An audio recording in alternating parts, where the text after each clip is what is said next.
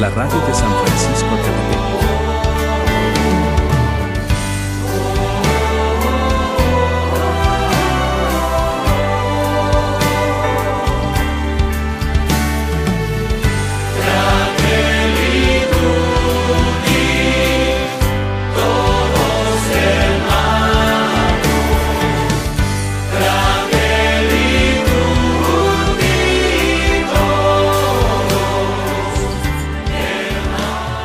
Pues, ¿qué tal? Muy buenos días, buenas tardes, buenas noches. En el momento en que tú nos veas, esto es No Chat Motion. San Francisco también es tu casa. Y aquí con nuestro gran amigo Víctor Arellano, que hoy nos tiene un tema muy interesante, hablando sobre los papas, el papado, desde que inició hasta nuestros días. Pues bienvenido, Víctor. Tony Jiménez, buenas tardes. Es un tema muy interesante porque tiene que ver con algunos factores, como son el factor político, el factor religioso y el factor económico. Hay que señalar algo básico para entender el papado, los papas y el Vaticano. El Vaticano es un estado dentro de un estado. Esto es un fenómeno curiosísimo, porque el Vaticano es un país, es un estado que está dentro de un estado que es Italia, específicamente en la capital de Italia, en Roma. Entonces el Papa tiene un doble papel, un papel, digamos, espiritual, religioso, que es el guía, el pastor de una religión, la religión católica, pero a la vez es el representante político del Vaticano, de un estado. Entonces tiene esos dos papeles, el Papa. Pero les decía yo que hay que señalar algo básico para entender el papado y el Vaticano. Un asunto es la religión y otro asunto es la iglesia, la institución humana. ¿Sí? La religión es católica y la iglesia católica es la institución formada por hombres. Lógicamente estos hombres tienen defectos, tienen ambiciones, tienen codicia, tienen intereses políticos, económicos, y esos intereses luchan dentro del sínodo cardenalicio, dentro del Vaticano. En el Vaticano hay tres corrientes políticas, una de derecha, que simpatiza con el capitalismo, que simpatiza con el dinero. Hay que recordar que el Vaticano es dueño de un banco muy poderoso, el Banco Ambrosiano. Hay que señalar que el Vaticano posee una inmobiliaria que es dueña de los principales edificios en Roma y por supuesto en el Vaticano. Hay otra corriente que, como el caso de Francisco I, el Papa que acaba de fallecer en días pasados, simpatiza con la iglesia de los pobres, con la iglesia de Jesucristo, con la caridad cristiana, con la doctrina social de la iglesia y con la teología de la liberación. Por cierto, la teología de la liberación nació aquí en América Latina, en Brasil, con dos sacerdotes franciscanos apellidados Boff. La teología de la liberación, una teología que intentó llevar la religión católica a los pobres. Hay esta lucha dentro del Vaticano. Entonces, la iglesia es una institución política y económica. Dentro del Vaticano, dentro de la iglesia hay mucha grilla. Y no tenemos que ir muy lejos. Por ejemplo, en nuestra región podemos ver la lucha entre los sacerdotes y los fiscales y los mayordomos. Son dos organizaciones políticas y económicas diferentes. Efectivamente. Una vez más, vuelvo a repetir, pongamos la religión por un lado y la iglesia e institución humana por otro lado.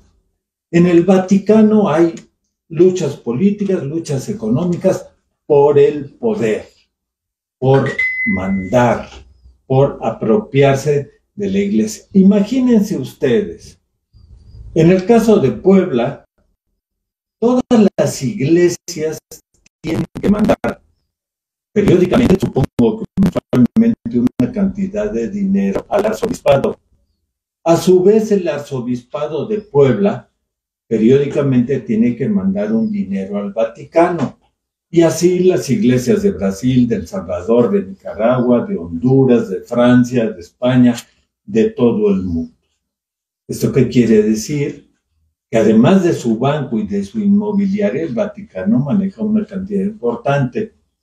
Podemos imaginarnos, aunque no sepamos y no vayamos a saber nunca, lo que puede manejar una iglesia, una parroquia de un pueblo.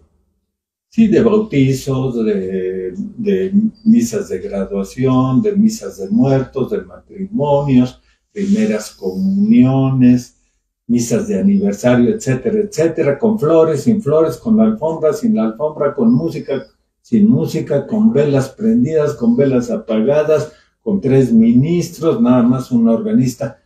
Vamos sumando y es una organización, la iglesia, que tiene intereses políticos y económicos. Y sociales, ¿no? También. Y sociales también. Siempre vamos a ver en todas las campañas políticas que los candidatos a un puesto de elección popular se acercan de alguna manera a los jerarcas de la iglesia.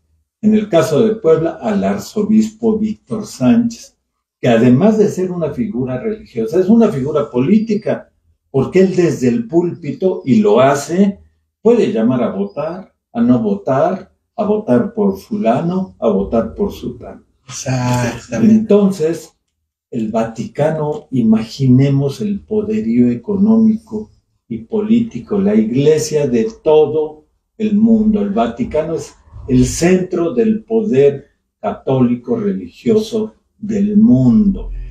Y no lo es desde ahora. Por ejemplo, en la Edad Media, la máxima autoridad era el Papa, por sobre reyes, príncipes, reinas, duques, condes, marqueses. El Papa era en Europa. Hay que señalar que en México no sabemos nada qué pasó durante la Edad Media. Sabemos hasta que llegaron los españoles. Entonces, en Europa, en el mundo occidental y gran parte de Asia, gracias a las misiones católicas, el mandamás del mundo era el Papa. La iglesia era la dueña de almas y haciendas. Por eso es que se desarrolló el arte religioso, se desarrolló la teología, la filosofía escolástica y las demás ciencias y artes estuvieron sojuzgadas. Entonces es un poder muy, muy importante. El poder tiene esas dos vertientes, el poder político y el poder económico. En el seno del sínodo papal hay varias corrientes políticas, unas que apoyan al capitalismo y otras que apoyan a la doctrina social de la Iglesia. Podemos afirmar que el recientemente fallecido Papa Francisco I estaba ubicado en el centro izquierda de la Iglesia. Él hablaba mucho de los pobres, de ayudar a los pobres, de una iglesia comprometida con los pobres, lo cual no gustaba al sector de la derecha de la iglesia, que le hacían grillas. En el seno de la Iglesia Católica, está de más que yo lo diga, hay grillas, hay estrategias para tumbar al que está en el poder. La Iglesia, como toda institución humana, pelea por intereses. Hay luchas bajo el agua, bajo la mesa, golpes bajos. Incluso no se ha aclarado fehacientemente la muerte de Juan Pablo I. Sigue siendo un misterio. Murió de una enfermedad, fue asesinado. Hay rumores en los dos sentidos, que murió de una enfermedad o bien que fue asesinado. Juan Pablo I, el antecesor de Karol Wojtyła, Juan Pablo II. Lo que sí sabemos es que Juan Pablo I murió en circunstancias extrañas. No podemos dejar de señalar el papel político a nivel mundial que tuvo Juan Pablo II, Karol Wojtyła, en la formación del neoliberalismo junto con Margaret Thatcher, la primer ministra de Inglaterra, del Reino Unido, y el presidente de Estados Unidos, Ronald Reagan, así también en el fin de la Unión Soviética. Uno puede decir, Pues no, el Papa se ocupa de cuestiones celestiales, no. También se mete en asuntos terrenales, políticos y económicos. Obviamente. Muy bien. También tuvo que ver Karol Wojtyła, Juan Pablo II, en la caída del muro de Berlín y la reunificación alemana. Tampoco podemos soslayar el tremendo poder económico de la inmobiliaria del Vaticano, dueña de una gran cantidad de propiedades en Roma y el resto de Italia. La Iglesia, entonces, podemos hacernos una pregunta. ¿La Iglesia se ocupa de asuntos económicos o espirituales? Económicos, yo diría, ¿no? Yo diría que sí. Otra pregunta, ¿una iglesia de Cristo o del dinero? Son preguntas. La historia del papado, el cargo que ocupa el Papa como cabeza de la Iglesia Católica, abarca a todo el mundo desde la época de Pedro. ¿Pedro qué significa? Piedra. Jesucristo dijo, tú vas a ser la piedra sobre la cual vamos a construir la iglesia cristiana, la iglesia católica. Y él fue el primer papa, Pedro. Por eso la basílica romana se llama de San Pedro, la basílica de San Pedro, ubicada en el Vaticano. No puede haber una iglesia más grande que la basílica de San Pedro. No puede haber una iglesia ni una parroquia más grande que la Catedral de Puebla. ¿Sí? Hay jerarquías, hay tamaños. Una parroquia de por aquí, una iglesia de por aquí no puede ser más grande que la Catedral de Puebla, y ninguna iglesia en el mundo puede ser más grande que la Basílica de San Pedro en el Vaticano. La Iglesia Católica y el Papado abarcan desde la época de Pedro hasta la actualidad. Además, muchos de los obispos de Roma en los 3 primeros siglos, 300 años de la era cristiana, son figuras oscuras. Incluso hubo un padre, un papa, Ludovico I, que se le llamó el Papa Negro. No era negro, sino que era paralelo al Papa del Vaticano y encabezaba sectas heréticas como los bogomilos, los albigenses, otras sectas heréticas que tenían su Papa Negro, Ludovico I. La mayoría de los sucesores de Pedro en los 3 primeros siglos posteriores a su vida sufrieron el martirio junto con miembros de su rebaño en periodos de persecución. Hay que recordar que durante el Imperio Romano hubo persecución a los católicos, a los cristianos que tenían que celebrar sus ritos, sus misas oscuras en catacumbas, en sitios secretos. Si eran descubiertos, eran asesinados.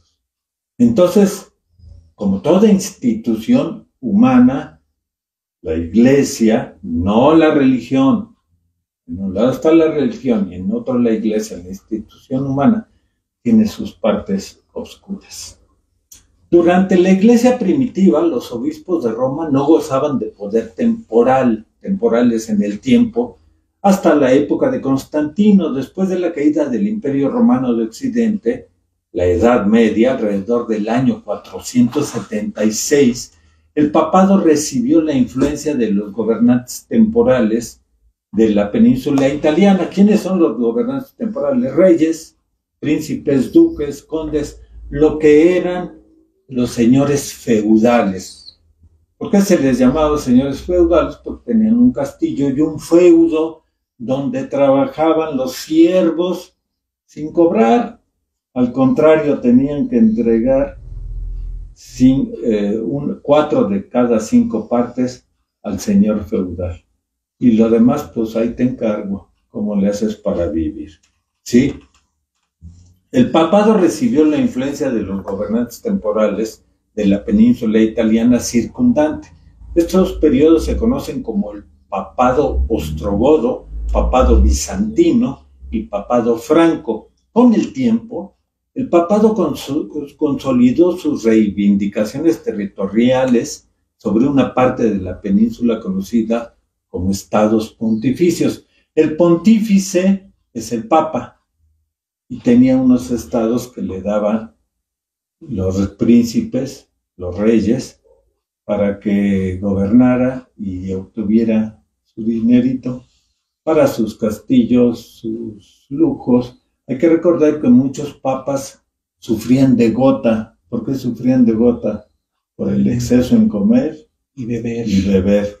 Y por supuesto porque tenían hijos regados generosamente por el mundo. Hijos que generosamente ofertaban a la iglesia de Dios. Posteriormente, el papel de los soberanos vecinos fue sustituido por poderosas familias romanas durante el Secularum Obscurum, la época de los Crescenzi y el papado tusculano. La historia indica que el primer papa de la Iglesia Católica fue Pedro, San Pedro, un simple pescador convertido en uno de los 12 apóstoles de Jesús.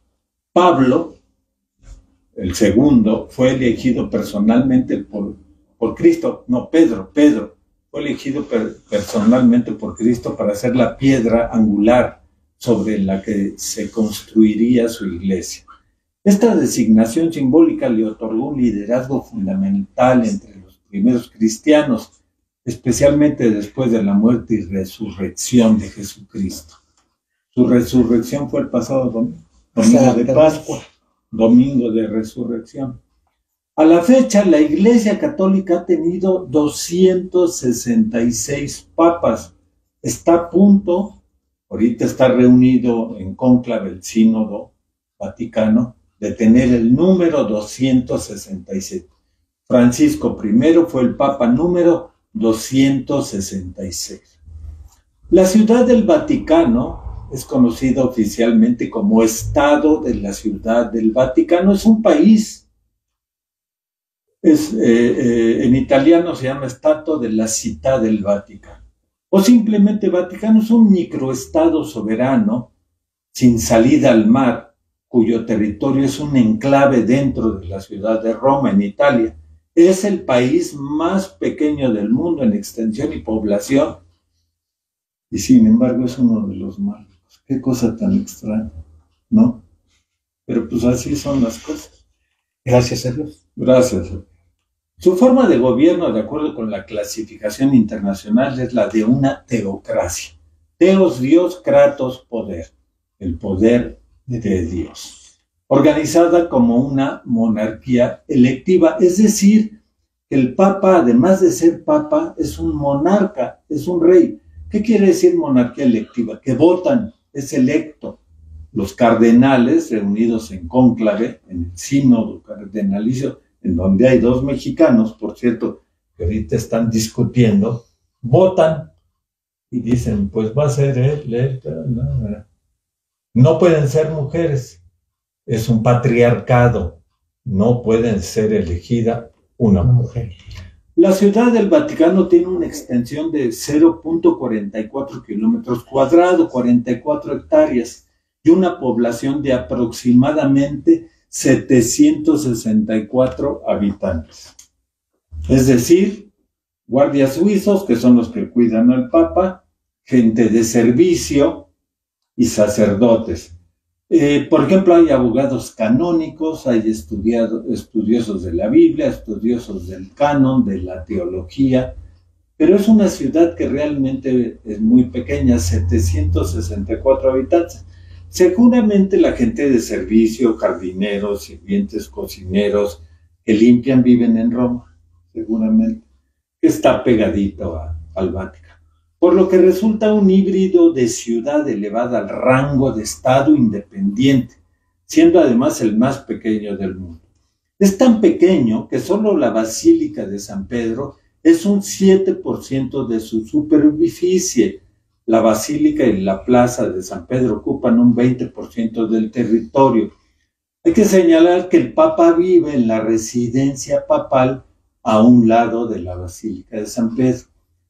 Lo más interesante es que a un lado de la Casa Papal y de la Basílica de San Pedro está el Museo del Vaticano, un museo que tiene una riqueza artística increíble.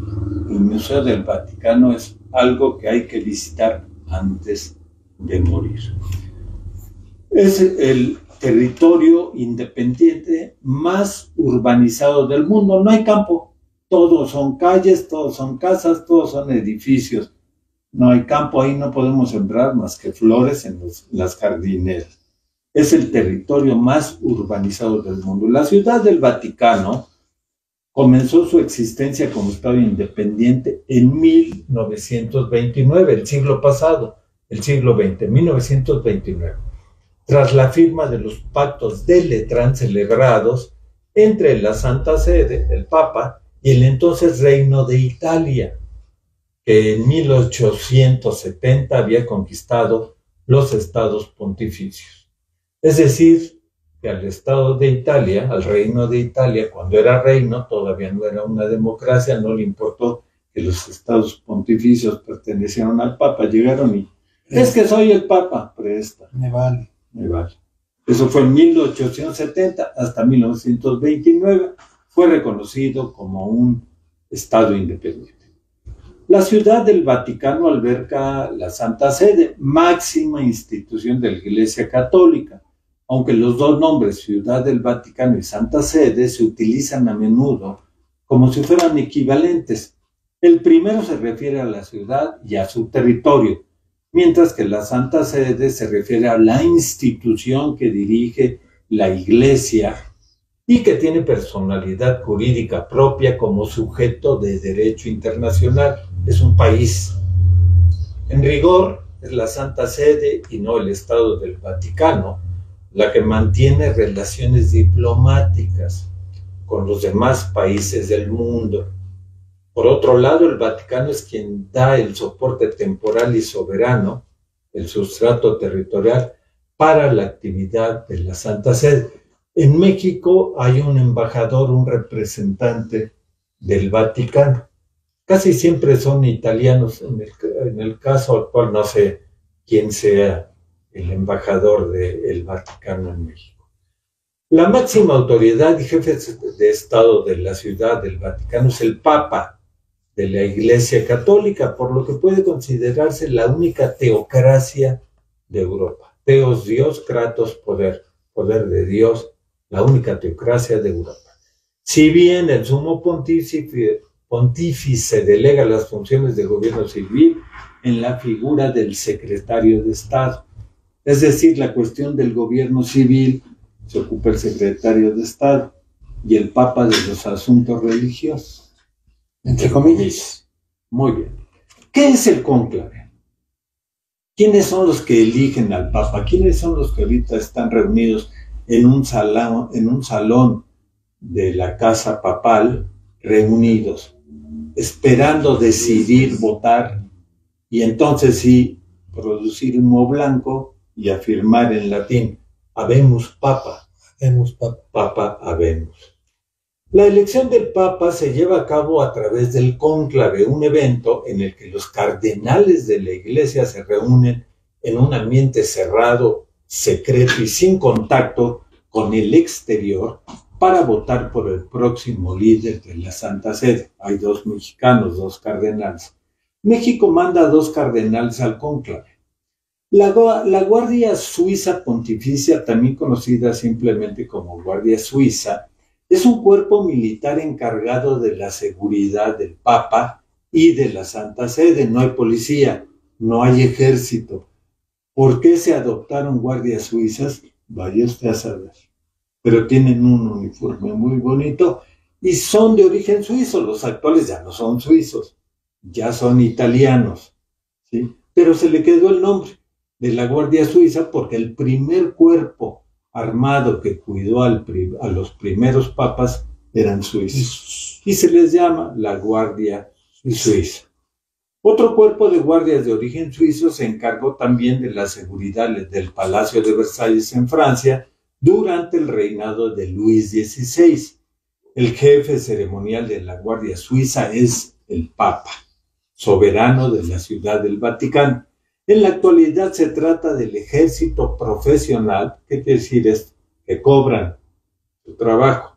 El ejército profesional más pequeño del mundo. Son 135 soldados, en diferentes turnos, en diferentes guardias, cuidan al Papa y la Santa Sede. Entonces, cuando el cónclave termina y elige, en una chimenea queman no sé qué, salió humo blanco y afirman: habemos Papa. La residencia papal es un edificio del siglo XVII que fue diseñado por Carlo Maderno, el Papa Urbano VIII. El Palacio Papal y el chalet colindante de Barberini fueron añadidos al complejo por Pío XI. Estas edificaciones han gozado de derechos de extraterritorialidad desde la firma del Tratado de Letrán en 1921. Es decir, que la ONU no puede decir hay que invadir el Vaticano. No, tiene derechos de extraterritorialidad. Ningún ejército puede invadir. Aunque Trump, si se le bota la canica, como sucede casi a diario, pues puede invadir. Y 135 soldados te deshaces de ellos así. Además no tienen armas de fuego, tienen lanzas, nada más. ¿Sí? Tienen derechos de extraterritorialidad, pero pues a algún presidente se le puede botar la canica, ya sea a Putin o a Trump, y meterse. No sé para qué, pero seguramente hay mucho oro y plata, y yo sí quiero romper la piñata. ¿No? También le quiero romper la piñata, pero al Vaticano. Al Vaticano. Con presidentes de gobierno italiano, como Mussolini, en nombre del rey de Italia, fue nombrado, fue firmado el Tratado de Letrán. La pequeña plaza situada enfrente de la residencia fue rebautizada como la Plaza de la Libertad durante el movimiento por la unidad italiana después de 1870. El Palacio Papal estuvo deshabitado desde 1870 hasta 1921. El Banco Ambrosiano es un banco italiano fundado en 1896. Es el centro de las finanzas del Vaticano. Su presidente es Roberto Calvi, también presidente del Instituto para las Obras de Religión, por lo tanto accionista mayoritario de la Banca Católica del Véneto. Paul Marcinkus, algunos cardenales, obispos y prelados de alto rango de la Iglesia Católica forman parte de este consejo del Banco Católico del Véneto, y Michele Sindona es empresario y banquero siciliano, famoso por sus contactos con la mafia y que dio entrada a la trama de la logia masónica P2. Es una logia masónica. Son cuestiones que suenan absurdas, pero que trabajan financieramente para el Vaticano. Ahora sí que el Vaticano, yo creo que en lugar de prestar, se dedica a cobrar, ¿no? Más bien. Y Sí. si no, ahí tengo unos amiguitos que te Sí, sueltan. No tengo para pagar, ¿eh? ¿Cómo se llama? Ahí tengo unos cuantos amigos sicilianos. Sí. ¿No? Ajá. Muy bien, entonces el Banco Vaticano es el accionista principal del Banco Ambrosiano, y la temprana muerte del Papa Juan Pablo I de un ataque al corazón en 1978 dio lugar a que algunos medios de comunicación sospecharan que estaba ligada al escándalo del Ambrosiano, su muerte. En el Vaticano ha tenido lugar la primera congregación general del Colegio Cardenalicio, con la cual se ha abierto la puerta para el inicio de la elección del nuevo Papa, la cual habrá de realizarse dentro de las siguientes 2 a 3 semanas después de la muerte de Francisco I, pues esta se suele celebrar entre los 15 a 20 días posteriores a la muerte del Papa.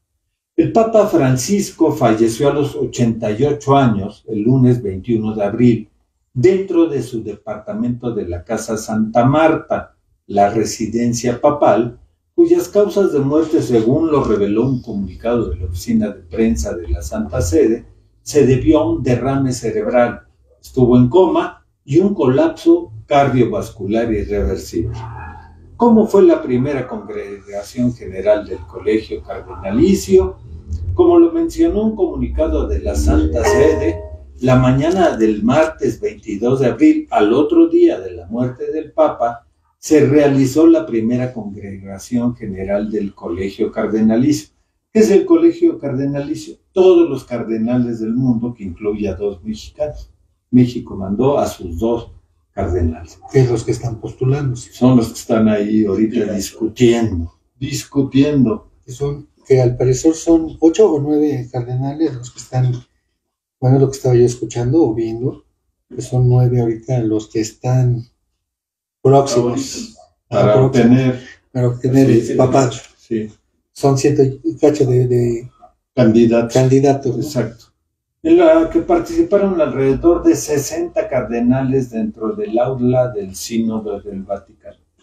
Con base a lo establecido en la Constitución Apostólica Universi Dominaci Gregis, presentaron juramento solemne para observar las normas que regirán durante el tiempo en que el Estado Vaticano no tendrá soberano, así como lo correspondiente a la elección del nuevo Papa. Francisco I era un sacerdote argentino, se convirtió en cardenal, fue a trabajar. Él era jesuita, era de la orden de los jesuitas, que por cierto es la orden más estudiosa, de las mentes más preclaras. Para ser sacerdote en la orden jesuita hay que tener una licenciatura.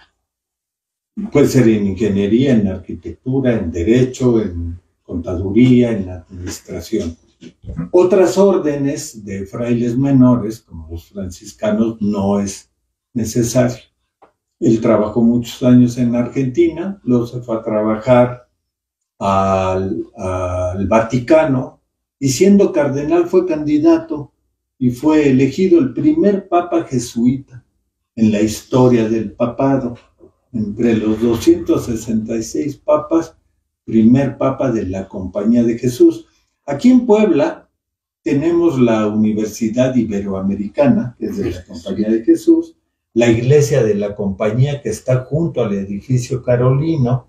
Hay que señalar que los jesuitas, en alguna época de la historia del mundo, fueron expulsados de España, de México, hicieron su trabajo pastoral, sobre todo en Asia, porque pues la iglesia tenía miedo de que eran los cerebritos, eran los estudiosos, y siguen siendo muy estudiosos. En el caso de México, no solo tienen las universidades iberoamericanas, en Puebla tienen el Colegio Oriente, ¿sí?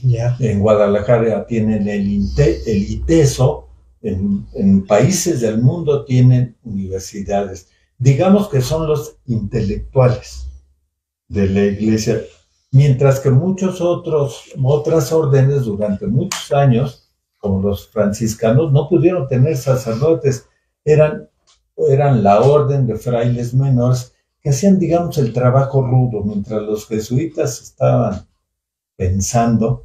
Estaban alimentando el coco, los otros chambeando. Alimentando el cuerpo. El músculo. Muy bien. Aquí tenemos 2 películas que vamos a recomendar. La Pontífice, buenísimo. Algo que no es posible por leyes religiosas. Pero está buenísimo. Un patriarcado, sí. ¿Qué pasaría si hubiera una papisa, una papa? Sí. Sería mamisa, ¿no? Una mamisa, sí. Tenemos otra recomendación que es María Magdalena, la historia será contada. Y un libro muy interesante, porque pudiéramos pensar que todo es rezo, oración y espiritualidad en el Papa, pero no, los papas tienen espías y tienen luchas internas y se espían entre ellos y espían a los cardenales y espían a los arzobispos y a los obispos, y es un espiadero. Y a todo mundo se andan ahí. Pues sí, espiando. Hay que recordar, no tenemos que olvidar, y lo voy a repetir cuantas veces sea necesario, una cuestión es la religión y otra cuestión es la institución humana, la iglesia, con defectos, con algunas desviaciones, con algunos hechos delictivos. ¿sí? Hemos sabido en el caso de México de sacerdotes que han estado presos por algún delito o de ley. Hay que recordar que los soldados son juzgados por las leyes militares, pero los sacerdotes son juzgados por las leyes civiles. Las iglesias, los edificios de todas las religiones en México son propiedad federal y las organiza y controla la Secretaría de Gobernación, que tiene una subsecretaría de Asuntos Religiosos, ¿sí? Todo eso gracias a las leyes de reforma que emitió y fueron aceptadas y son ley por Benito Juárez. Las leyes de reforma determinaron la separación de la iglesia y del Estado. El clero y sociedad. Eso es. Eso no quiere decir que no hay sacerdotes que pueden tener una casa, un edificio, 3 casas, 4 edificios. A través de prestanombres, no solo los sacerdotes, los políticos, cualquier persona a través de prestanombres puede tener propiedades. Digo, hasta un castillo, ¿no? Tiene la posibilidad, más ellos que uno. Más ellos. Sí, ¿no? Ahora bien, en el caso de México, están impedidos los sacerdotes de tener propiedades, pero a través de prestanombres se puede, ¿sí? Hay que recordar que en México la derecha mexicana y la iglesia siempre han estado muy unidos. Recordemos el programa que tuvimos del PAN, Partido Acción Nacional. Su ideología era la doctrina social de la iglesia. Un dato curioso, en algún momento Carlos Castillo Peraza, que fue un ideólogo del PAN, y este que fue presidente de la República y que ahora vive en España, Carlos, no, del PAN, después de Fox, ¿cómo se llama este cuate? Fecal, ¿cómo le decía? Federico. No se llama Federico, Calderón Hinojosa estuvo en un seminario, ¿sí? Y así nos fue. Entonces, la iglesia es una iglesia de claroscuros. La religión es otro asunto y cada quien la vive como puede y es muy respetable la religión que profesa cada persona. La iglesia es una institución humana y tiene defectos. Y el Vaticano es el centro internacional mundial de la iglesia. Y en unas 3 o 4 semanas tendremos un nuevo papa. Esperemos que pues ahora están diciendo en vías alternas como Facebook, YouTube, redes sociales, ¿no? Que pues entre los cardenales hay 2. Es uno de Sinaloa, creo, y otro me dijeron en la mañana, pero no recuerdo, de la parte norte del estado, digo, de la República Mexicana. Sería magnífico, ¿no? Pues, bueno, el que quede. Y pues, muchísimas gracias, Vic. Estuvo muy interesante esta plática. Lo que me queda aclarar, esto es igual que el ¿cómo se llama? Como si fuera un estado cualquiera, ¿no? Así es.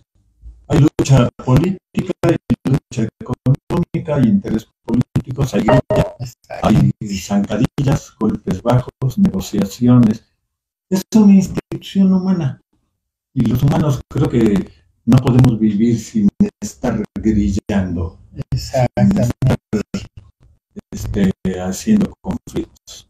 Pues hay mensajes, pásamelos porque esta cosa no entra.